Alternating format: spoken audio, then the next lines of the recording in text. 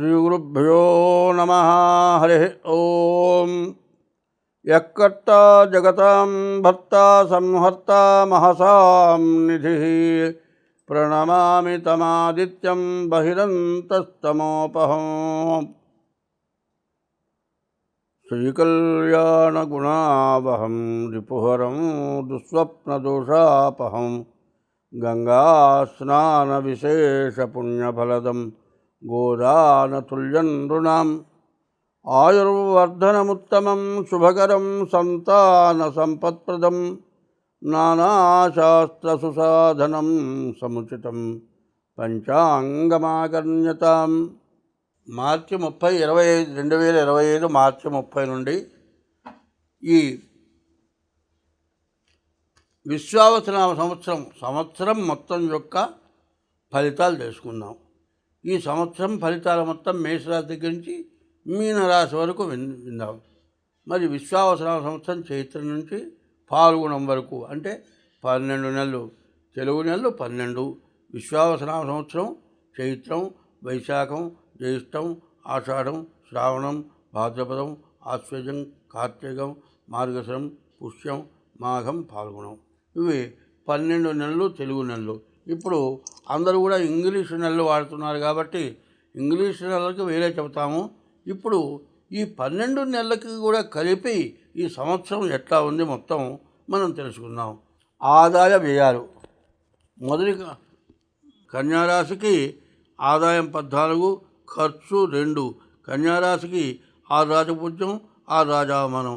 కన్యారాశి ఈ విశ్వావసనామ సంవత్సరానికి కన్యారాశి ఫలితాలు తెలుసుకుందాం. కన్యా మిథునయోర్బుధ. ఈ రాశికి 7 గ్రహాలు పూర్తిగా బాగాలేదు. సప్తమ స్థానం. ఈ సప్తమ స్థానంలో 1వ స్థానంలో కేతు ఉన్నాడు. కాలసర్ప దోషాలు బాగా పడ్డాయి కాబట్టి భార్యాభర్తలకి సమస్యలు బాగా ఎక్కువగా రావటానికి అవకాశం ఉంది. కాబట్టి ఒకళ్ళు తొందరపడి ఏదైనా మాట్లాడినా రెండో వాళ్ళు ఎంత సర్దుకుంటే అంత మంచిది.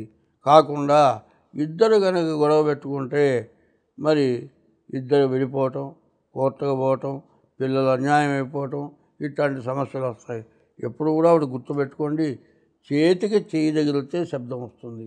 ఒక చెయ్యి ఎంతసేపు ఊపినా శబ్దం రాదు. ఈ సంవత్సరం భార్యాభర్తలకి ఎక్కువ ప్రతికూలత ఉన్నది అని చెబుతున్నాను. కాబట్టి ఒకళ్ళు ఎవరైనా తొందరపడ్డా రెండో వాళ్ళు ఎక్కడా తొందరపడకుండా మంచిగా ఉండటం, వాళ్ళని ప్రేమగా చూసుకోవడం జరిగితే ఇటువంటి సమస్యలు ఏమీ రావు. మీకు ఏదైనా దోషాలుంటే దాని ఉపశమనం మేము చేయిస్తాము. మీ జాతకం చూపించుకోవచ్చు. ఈ కన్యారాశికి కుజుడు, గురువు బాగున్నాడు. గురువు వల్ల విద్య బాగా వస్తుంది. మరి విదేశాల యానం ఉంది. విదేశాలకు వెళ్ళటానికి అవకాశం ఉంది. ఉద్యోగంలో ప్రమోషన్ రావడానికి అవకాశం ఉంది. చదువుకునేవాడు బాగా చదువుకొని మంచి మార్కులతో పాస్ అయ్యే అవకాశం ఉంది. కుజుడు 11 ఉండటం చేత ఎప్పుడూ జీవితంలో ఇల్లు, స్థలమో, పొలమో కొనుక్కోవాలి అనుకునే వాళ్ళకి ఈ సంవత్సరం మీ కోరిక వెంటనే తీరుతుంది. కాబట్టి మీరు ఏదన్నా ఆస్తి కొంటే మీ దగ్గర డబ్బులు లేకంత తక్కువ ఉన్నా, అప్పు తెచ్చుకున్నా, మీరు కొన్న 3వ రోజునే మీ ఆస్తి 3 రెట్లు ఆస్తి విలువ పెరుగుతుంది. కాబట్టి మీరు ఆస్తి విషయంలో అదృష్టవంతులు. కాబట్టి ఎంత కష్టపడైనా మీకు ఏదైనా కొనాలనుకున్నది మనస్సులో ఉన్నది ఆగకుండా అప్పు సుప్పు చేసుకొనండి. మీకు అన్ని విధాలా బాగుంటుంది. ఇంకా పూర్తి వివరాలు కావాలంటే మీ డేట్ ఆఫ్ బర్త్ ద్వారా కానీ లేకపోతే హస్త సాముద్రిక ద్వారా కానీ మీ జాతకం చూపించుకోండి. ఈ రాశి వాళ్ళకి ఎక్కువ మంచి ఫలితం ఏంటంటే గురువు, కుజుడు, కేతు వల్ల బాగుంది. కానీ వైవాహిక జీవితానికి మాత్రం ఇబ్బందులు రావడానికి బాగా అవకాశం ఉంది. జాగ్రత్త పడాల్సిన అవసరం ఉంది. ఇప్పుడు మనం విశ్వావసనామ సంవత్సర పంచాంగ శ్రవణం చేస్తున్నాం. ఈ పంచాంగ శ్రవణం ఎందుకు చేస్తున్నాము? సంవత్సరాది పండుగ రోజున ఈ పంచాంగ శ్రవణం చేస్తే మనకు వచ్చే ఫలితం ఏమిటో దాన్ని చెప్పుకుందాం. మన ఇంట్లో శుభకార్యాలు జరగాలి. శత్రువులు అనేటువంటి వాళ్ళు ఉండకూడదు. శత్రుత్వం ఇదివరకు ఉన్న వాళ్ళు మిత్రులు అయిపోవాలి.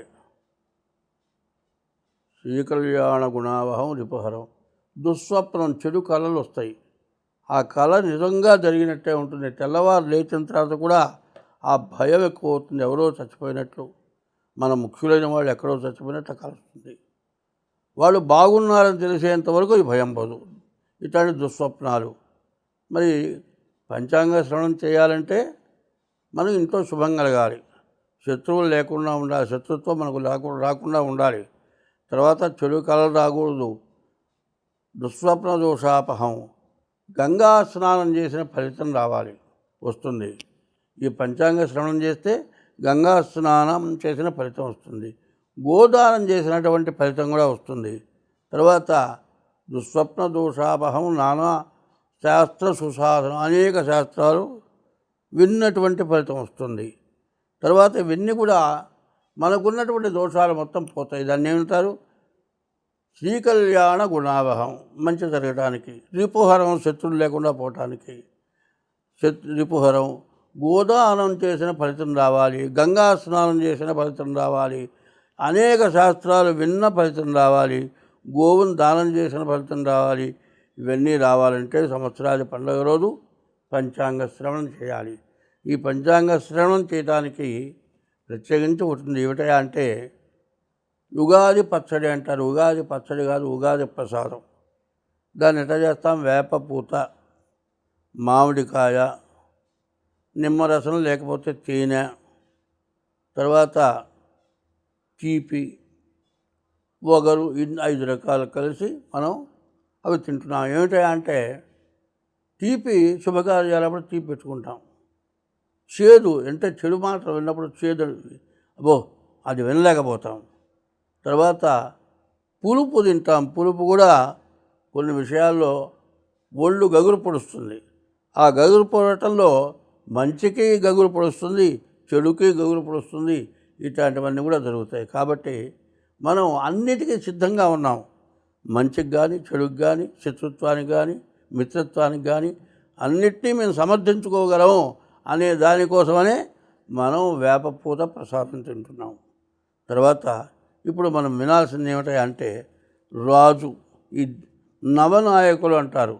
మనకు దేశంలో, ప్రపంచంలో ఉండేటువంటి పద్ధతులు ఎట్లా ఉంటాయంటే పార్లమెంటు మెంబర్లంతా కూడా రాజు, మంత్రి, సేనాధిపతి ఇట్లా ఉంటారు. అదేవిధంగా పంచాంగంలో కూడా ఎట్లా ఉంటారంటే రాజు, మంత్రి, సేనాధిపతి ఇట్లా వరుసన అన్ని పదవులు ఉంటాయి.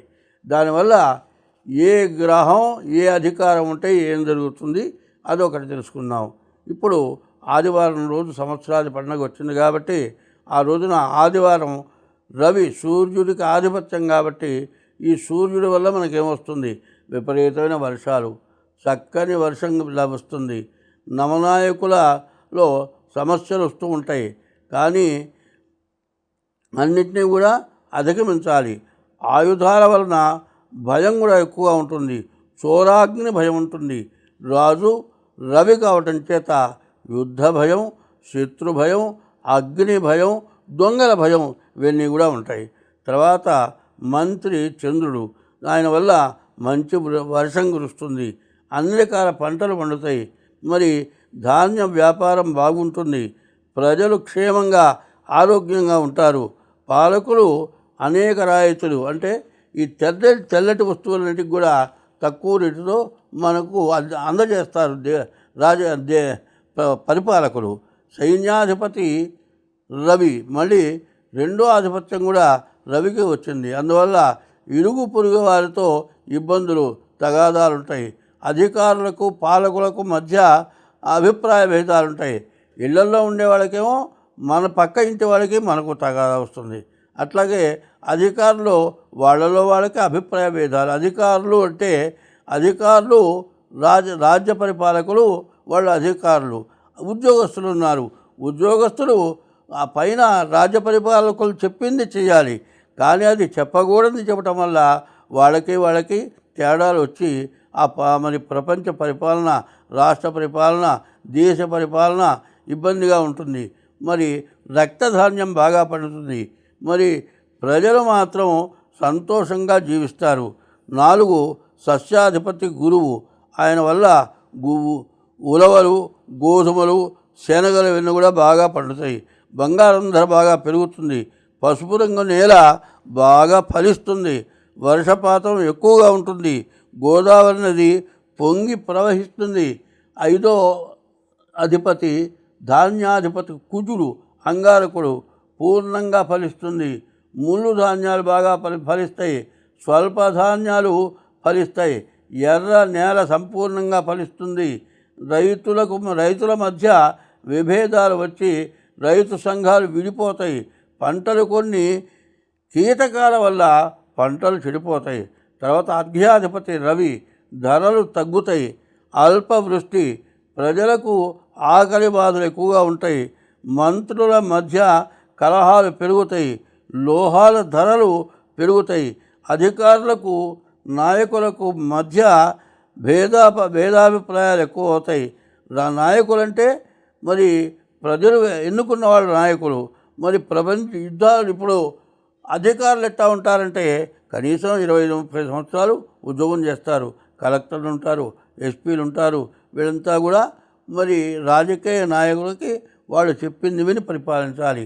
అట్లాంటి పరిపాలన వీళ్ళు చెప్పింది వాళ్ళు వినరు, వాళ్ళు చెప్పింది వినరు, వీళ్ళు వినరు. ఇట్లాంటి ఇబ్బందులు వస్తాయి. మరి వడగండ్ల వానలు కూడా బాగా వస్తాయి. మేఘాధిపతి రవి 3వ స్థానం కూడా రవికి వచ్చింది. ప్రజల్లో భయాలు ఎక్కువగా ఉంటాయి. అనేక సంఘటనలు కలుగుతాయి. ఖండాలుగా రకరకాలుగా వర్షాలు కురుస్తాయి. పంటలు బాగా పండినప్పటికీ క్రిమికీటకాల వల్ల హెచ్చు ఎర్ర వల్ల బాగా పంటల నష్టం జరుగుతుంది. ఎర్రని భూములు ధాన్యం బాగా ఫలిస్తుంది. రసాధిపతి శని నెయ్యి, నూనె, బెల్లము, తేనె మొదలగు రసజాతుల ధరలు ఉండవు. చెరుకు పంట దిగుబడి లేక రైతులు విపరీతంగా నష్టపోతారు. అకాల వర్షాలు. నీరసాధిపతి బుధుడు మరకతాలు వివిధ ధాన్యాలకు ధరలు విపరీతంగా పెరుగుతాయి. గాలులతో కూడిన వర్షాలు, తుఫానులు బాగా ఎక్కువగా వస్తాయి. ఈ 9 రాజులు 9 మందికి ఇట్లాంటి అధికారాలు వచ్చినాయి. రవికి మొత్తం 4 ఆధిపత్యాలు వచ్చినాయి. చంద్రుడికి 1 ఆధిపత్యం వచ్చింది. కుజుడికి 1 ఆధిపత్యం వచ్చింది. బుధుడికి 1 ఆధిపత్యం వచ్చింది. గురువుకి 1 ఆధిపత్యం వచ్చింది. అయితే ఈ గ్రహాల్లో పాపగ్రహాలు, శుభగ్రహాలని 2 ఉన్నాయి. ఈ శుభగ్రహాలు ఏంటంటే మరి 3 శుభగ్రహాలు వచ్చినాయి. 9 3 వస్తే 6 పాపగ్రహాలు వచ్చినాయి. ఈ 6 పాపగ్రహాల అధికారాలు ఎక్కువ రావటం చేత ప్రపంచంలో కానీ, రాష్ట్రంలో కానీ, కేంద్రంలో కానీ మరి దుర్మార్గులకే ఆధిపత్యాలు వస్తాయి. ఈ దుర్మార్గులు ఆధిపత్యాల వల్ల ఏంటి? స్వలాభం. వాళ్ళ సొంత లాభం చూసుకుంటారు. ప్రజల రక్షణ చూడరు. దానివల్ల చాలా కష్టాలు, నష్టాలు వస్తుంది. ఈ విశ్వావసనామ సంవత్సరంలో అల్పవృష్టి, మధ్యమ పంటలు, ప్రజలకు మూత్ర రోగాలు, దొంగల వలన అధిక భయం, రాజులలో భయం మరి ఈ విధంగా ఉండటమే కాక 2 క్వింటాల పంట ఎక్కువ ఉంటుంది. మరి కరువు కాటకాలు బాగా ఎక్కువగా ఉంటాయి. అయితే ఈ సంవత్సరం మూఢమి 11/6/2025 నుండి 12/7/2025 వరకు గురుమౌఢ్యమి. ఇది 1 నెల రోజులు ఉంటుంది. తర్వాత శుక్రమౌఢ్యమి 28/11/2025 నుండి 14/2/2025 వరకు 25 వరకు శుక్రమౌఢ్యమి. ఇది 3 నెలలు మూఢమి. ఈ 3 నెలలు కూడా అంటే మార్గశిర మాసం నుంచి మాఘమాసం వరకు శుభకార్యాలు, వివాహాది శుభకార్యాలు చేయటానికి పనికిరాదు. మరి ఈ సంవత్సరం 7వ నెల 7వ తారీఖు 9వ నెల 25వ సంవత్సరం భాద్రపద బహుళ విధియ రోజున చంద్రగ్రహణం. ఈ చంద్రగ్రహణం రాత్రి 9 గంటలకు వచ్చి మరి తెల్లవారుజామున 1:23కి వదిలిపోతుంది. ఇది సంపూర్ణ చంద్రగ్రహణం. ఇంకో 2వ చంద్రగ్రహణం ఉంది. మార్చి 3వ తారీఖు ఫాల్గుణ శుద్ధ పూర్ణిమ రోజున మళ్ళీ కేతుగ్రస్త చంద్రగ్రహణం. అంతకుముందుది రాహుగ్రస్త చంద్రగ్రహణం, రెండోది కేతుగ్రస్త చంద్రగ్రహణం. ఇట్లాంటి గ్రహణాలు వచ్చినాయి. అయితే ఇప్పుడు మనం సంవత్సర ఫలితాలు చెప్పుకోబోయే ముందు ముఖ్యమైన విషయాలు చెప్పుకుందాం. ఏమిటా అంటే ఈ గ్రహాలు పాపగ్రహాలు, శుభగ్రహాలు. అందులో పాపగ్రహాల బలం ఎక్కువగా ఉండటం చేత, శుభగ్రహాల బలం ఎక్కువగా ఉండటం చేత పరిపాలకుల్ని ఎవరిని విమర్శించటం లేదు, పరిపాలకుల తప్పు అనటం లేదు. ప్రజల్లో కూడా భార్యాభర్త, తండ్రి కొడుకు, తల్లి కూతురు ఇట్లా చదువుకుండే ఉపాధ్యాయుల దగ్గర, పిల్లల దగ్గర రకరకాలైన సమస్యలు వస్తాయి. ఈ సమస్యలు వాళ్ళు కావాలని చేస్తున్నారని మాత్రం నేను చెప్పటం లేదు, అది మాత్రం గుర్తుంచుకోవాలి. రాజుల వల్ల అంటే దేశ పరిపాలకులు కానీ, ఉద్యోగస్తుల వల్ల కానీ వాళ్ళు కావాలని చేస్తున్నారు, వాళ్ళది తప్పు అని నేను చెప్పటంలా. మనకు బుద్ధి ఎట్లా పుడుతుంది అంటే మరి చెడు గ్రహాల పరిపాలన ఉండటం వల్ల మనకు అటువంటి బుద్ధి పుడుతుంది. కాబట్టి ప్రజల్లో కానీ, ఉద్యోగస్తుల్లో కానీ, రాజ్య పరిపాలకుల్లో కానీ, దేశ పరిపాలకుల్లో కానీ ఇట్లాంటి సమస్యలు బాగా రావటం, యుద్ధాలు బాగా జరగటం, మనకంటే పైన ఇంకొకడు బాగా పైకి రాకూడదు. వాడు ఎట్లా పైకి వస్తాడు వాడిని అణగదొక్కుతాం. మనం పైకి రాలేకపోయినా అవతల వాడిని అణగదొక్కాలి. అంటే కొంతమంది చిన్న వాళ్ళంతా కలిసి ఏకమై వీళ్ళంతా కలిసి పెద్దవాడిని పడగొట్టడం కోసమని యుద్ధాలు చేసి దేశాన్ని నాశనం చేసుకోవటం జరగబోతోంది అని మాత్రం చెబుతున్నా. ఎందుకంటే ఎప్పుడు కూడా ఏం చేయాలంటే మనకంటే తక్కువ వాడిని చూసి మనం బాగున్నామని తృప్తి పడితే మన దురాశకు పోము. అట్లాగే మనకంటే ఎక్కువ వాళ్ళని చూసి వాళ్ళలాగా మనం ఎట్లా అవుతామో, వాళ్ళలాగా మనం ఎట్లా సంపాదిస్తామో అనుకునేటట్లయితే ఎవరినోని ముంచాలి, పాపం చేయాలి. అటువంటి పాప పుణ్యాల కోసమని ఇబ్బందులు పడతారు. కాబట్టి ఆ విషయం చెబుతున్నా. ఎప్పుడు కూడా స్వర్గం, ఆనందం ఎట్లా ఉంటాయంటే పుణ్యఫలం వల్ల స్వర్గం, ఆనందం వస్తుంది. పాపఫలం ఎందుకు వస్తుంది అంటే మనం చేసే చెడు పనుల వల్ల, పాపం వల్ల కష్టం వస్తుంది, పాపం వల్ల కష్టం వస్తుంది. పుణ్యం వల్ల, పుణ్యం అంటే సత్కార్యాలు, దేవతా కార్యాలు, 10 మందికి మేలు చేయటం, దానివల్ల పుణ్యం వస్తుంది. పుణ్యం వల్ల ఆనందం, స్వర్గం వస్తుంది. పాప పనులు చేయడం వల్ల మనకేమవుతుంది, కష్టాలు కలుగుతాయి. పాపం వల్ల యమలోకానికి పోతామని ధర్మశాస్త్రాలు చెప్పున్నాయి. కాబట్టి ఈ పంచాంగ శ్రవణంలో మంచి చెడు విమర్శించి చెప్పాను. దాన్ని మాత్రం ఎవరు చెడుగా ఆలోచించద్దు. దాన్ని బాగుండాలనుకుంటే ఎటువంటి సమస్యలోనైనా సరే కాస్త ఓర్పు వహిస్తే ఎటువంటి ఇబ్బంది రాదు. ఇప్పుడు కందాయ ఫలాలు చెప్పుకుందాం. అశ్విని నక్షత్రానికి 7 సంఖ్య వచ్చింది, మధ్య శూన్యం వచ్చింది. ఎందుకంటే 3 కందాయాలు. బేస్ సంఖ్య వస్తే అర్ధలాభం, సరి సంఖ్య వస్తే వచ్చే ఆదాయం ఖర్చు సమానం. 0 వస్తే ఆది శూన్యం, మొదటి కందాయంలో 0 వస్తే వ్యాధి, మధ్య శూన్యం వస్తే, మధ్యలో 0 వస్తే మనోవ్యధ, అంత్య శూన్యం, చివరి శూన్యం వస్తే ఎంత కష్టపడ్డా మిగిలేది చాలా తక్కువ. ఇది బాగా అర్థం చేసుకోవాలి. మొదటి కందాయం 0, ఆది శూన్యం మహావ్యాధి, వ్యాధి వస్తుంది. మధ్య శూన్యే, మధ్యలో 0 వస్తే మనోవ్యాకులత, అంత్య శూన్య, చివరి శూన్యం 0 వస్తే వచ్చే ఫలితం స్వల్పం. అట్లాగే విషమే శ్రద్ధలాభస్యాత్, బేసి సంఖ్య 3 కందాయాలు కూడితే వచ్చే బేసి సంఖ్య అర్ధలాభం వస్తుంది. సమేతు సమతా భవేత్, సమానమైన సంఖ్య అంటే సరి సంఖ్య వస్తే వచ్చే ఆదాయం సమానంగా ఉంటుంది. ఇది దీని వివరం. కాబట్టి వరుసన సంఖ్యలు చెప్పుకుంటూ పోతాను. ఇది మాత్రం మీరు గుర్తుపెట్టుకోవాలి. మళ్ళీ చెప్పాలి అంటే టైము తీసుకుంటుంది, వినేవాళ్ళకి విసుగు అవుతుంది. కాబట్టి అశ్విని నక్షత్రానికి మొదటి కందాయం 3, రెండో కందాయం 0, మూడో కందాయం 4. భరణి నక్షత్రానికి మొదటి కందాయం 6, రెండో కందాయం 1, మూడో కందాయం 1. మరి కృత్తికా నక్షత్రానికి మొదటి కందాయం 1, రెండో కందాయం 2, మూడో కందాయం 3. మరి రోహిణి నక్షత్రానికి మొదటి కందాయం 4, రెండో కందాయం 0, మూడో కందాయం 0. అట్లాగే మృగశిర నక్షత్రానికి మొదటి కందాయం 7, రెండో కందాయం 1, మూడో కందాయం 3. ఇది సమసంఖ్య. మరి ఆదాయం మృగశిర ఆరుద్ర నక్షత్రానికి మొదటి కందాయం 0, రెండో కందాయం 4, మూడో కందాయం 4. పునర్వసు నక్షత్రానికి మొదటి కందాయం 5, రెండో కందాయం 0, మూడో కందాయం 1. తర్వాత పుష్యమి నక్షత్రానికి మొదటి కందాయం 0, రెండో కందాయం 1, మూడో కందాయం 3. ఆశ్లేష నక్షత్రానికి మొదటి కందాయం 3, రెండో కందాయం 2, మూడో కందాయం 0. తర్వాత ఆర్ద్ర పునర్వసు పుష్యమి. మఖా నక్షత్రానికి మొదటి కందాయం 6, రెండో కందాయం 0, మూడో కందాయం 2. పుబ్బ నక్షత్రానికి మొదటి కందాయం 1, రెండో కందాయం 1, మూడో కందాయం 4. ఉత్తరా నక్షత్రానికి మొదటి కందాయం 4, రెండో కందాయం 2, మూడో కందాయం 1. హస్త నక్షత్రానికి మొదటి కందాయం 7, రెండో కందాయం 0, మూడో కందాయం 3. చిత్తా నక్షత్రానికి మొదటి కందాయం 2, రెండో కందాయం 1, మూడో కందాయం 0. స్వాతి నక్షత్రానికి మొదటి కందాయం 5, రెండో కందాయం 2, రెండో కందాయం 2. మరి విశాఖ నక్షత్రానికి మొదటి కందాయం 0, రెండో కందాయం 0, మూడో కందాయం 4.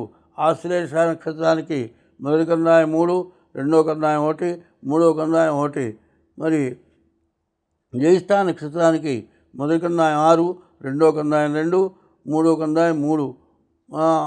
మూల నక్షత్రానికి మొదటి కందాయం 0, రెండో కందాయం 0, మొదటి కందాయం 1. మూల నక్షత్రానికి రెండో కందాయం 0, మూడో కందాయం 0. పూర్వాషాఢ నక్షత్రానికి మొదటి కందాయం 4, రెండో కందాయం 1, మూడో కందాయం 2. పూర్వాషాఢ నక్షత్రం మొదటి కందాయం 4, రెండో కందాయం 1, మూడో కందాయం 2. ఉత్తరాషాఢ నక్షత్రం మొదటి కందాయం 7, రెండో కందాయం 2, మూడో కందాయం 4. శ్రవణ నక్షత్రానికి మొదటి కందాయం 2, రెండో కందాయం 0, మూడో కందాయం 1. మరి ధనిష్ఠ నక్షత్రానికి మొదటి కందాయం 5, రెండో కందాయం 1, మూడో కందాయం 3. శతభిష నక్షత్రానికి మొదటి కందాయం 0, రెండో కందాయం 2, మూడో కందాయం 0. పూర్వాభాద్ర నక్షత్రానికి మొదటి కందాయం 3, రెండో కందాయం 0, మూడో కందాయం 2. ఉత్తరాభాద్ర నక్షత్రానికి మొదటి కందాయం 6, రెండో కందాయం 1, మూడో కందాయం 4. రేవతి నక్షత్రం మొదటి కందాయం 1, రెండో కందాయం 2, మూడో కందాయం 1. ఇప్పుడు ఇవన్నీ కూడా ప్రతిదానికి విడివిడిగా చెప్పకుండా అన్నిటికీ కలిపి చెప్పాల్సి వస్తుంది. మరి సరి సంఖ్య వస్తేనేమో వచ్చే ఆదాయం ఖర్చు సమానం. బేసి సంఖ్య వస్తే అర్ధలాభం, సగమే లాభం, మిగతాది మొత్తం నష్టమైపోతుంది.